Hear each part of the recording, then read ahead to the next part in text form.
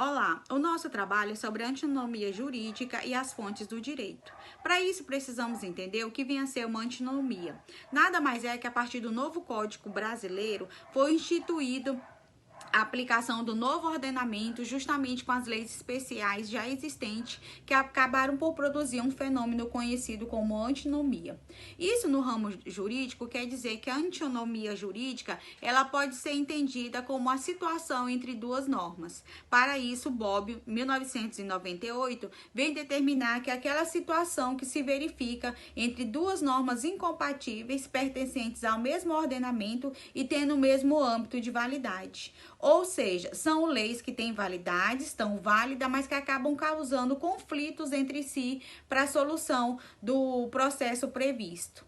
Tá? Não se pode optar simultaneamente em normas que se excluam mutuamente, ou seja, uma norma manda e a outra proíbe a mesma conduta. Por quê? Porque isso vai levar justamente à questão de lacunas de colisão.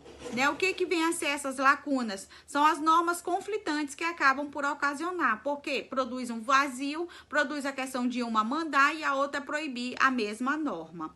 Para isso, a gente precisa ter uma norma expressa, ou seja, esses conflitos existem porque não existe uma solução expressa para resolver essa questão dessas lacunas, tá? Nós entendemos que o direito é lacunoso. O que isso quer dizer? Bem, vamos tratar agora sobre os critérios das antinomias jurídicas. O primeiro deles é o critério hierárquico. O que traz esse critério? Que lei superior prevalece sobre lei inferior.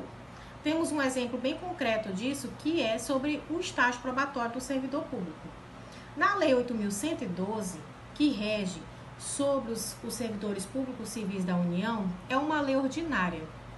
E lá diz, no seu artigo 20, que o servidor público precisa cumprir 2 anos de estágio probatório. E na Constituição Federal, em seu artigo 41, diz que o servidor público precisa cumprir 3 anos de estágio probatório. Bem, temos aí um conflito de normas entre a Constituição Federal e a 8.112, que é uma lei ordinária. Qual dessas duas normas irá prevalecer? Irá prevalecer a Constituição Federal. Por quê? Porque ela está acima da pirâmide.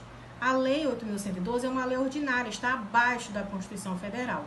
Então, aí foi usado o critério hierárquico, que é norma superior prevalece sobre norma inferior.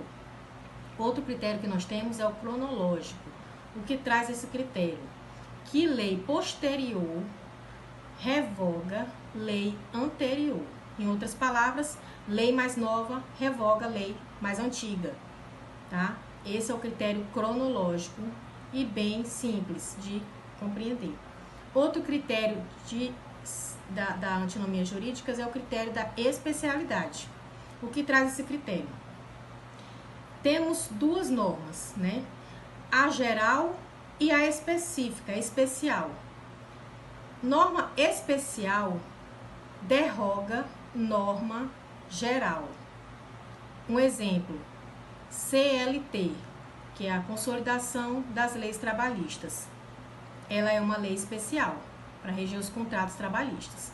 E o Código Civil é uma norma geral, que também trata sobre contratos.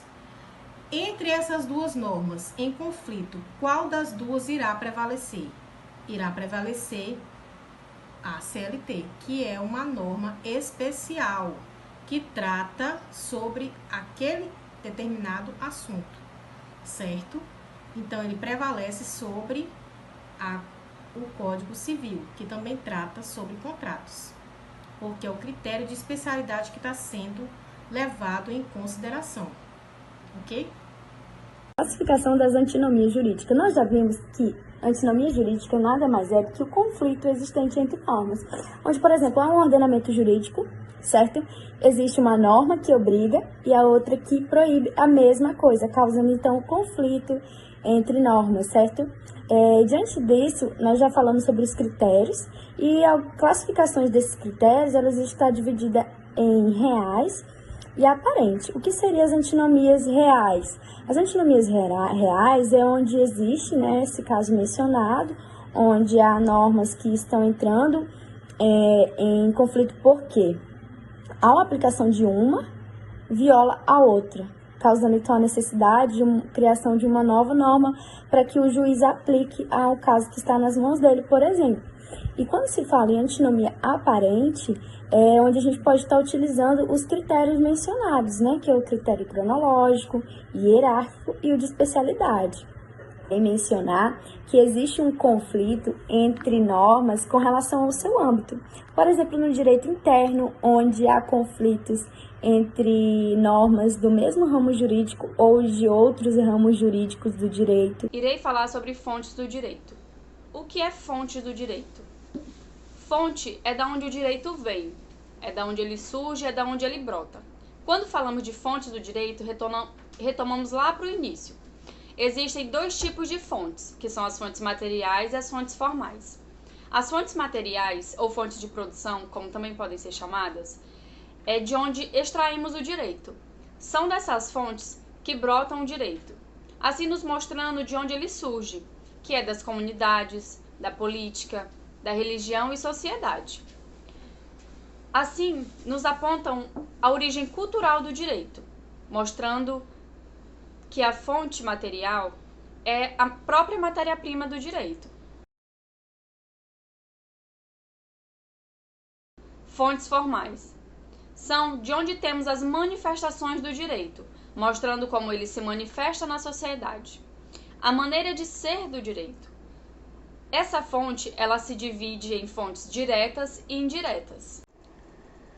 As fontes diretas próprias, puras ou imediatas, são aquelas cuja natureza jurídica é exclusiva de fonte, como leis, costumes e princípios gerais de direito, tendo como única finalidade servir como modo de produção do direito, incidindo em qualquer dos três nas situações da vida para a concretização do justo. Entende-se por lei o preceito jurídico escrito, emanado pelo legislador e dotado de caráter geral e obrigatório. É, portanto, toda norma geral de conduta que disciplina sobre as relações de fato incidentes no direito.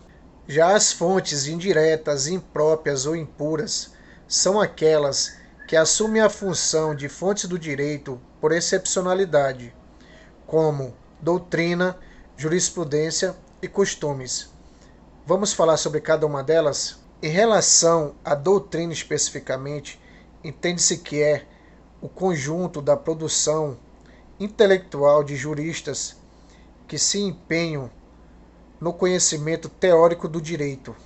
No entanto, a produção de cada doutrinador pode servir a uma utilidade distinta, resultando em classificá-las como opinião pessoal em relação à interpretação do direito em vigor.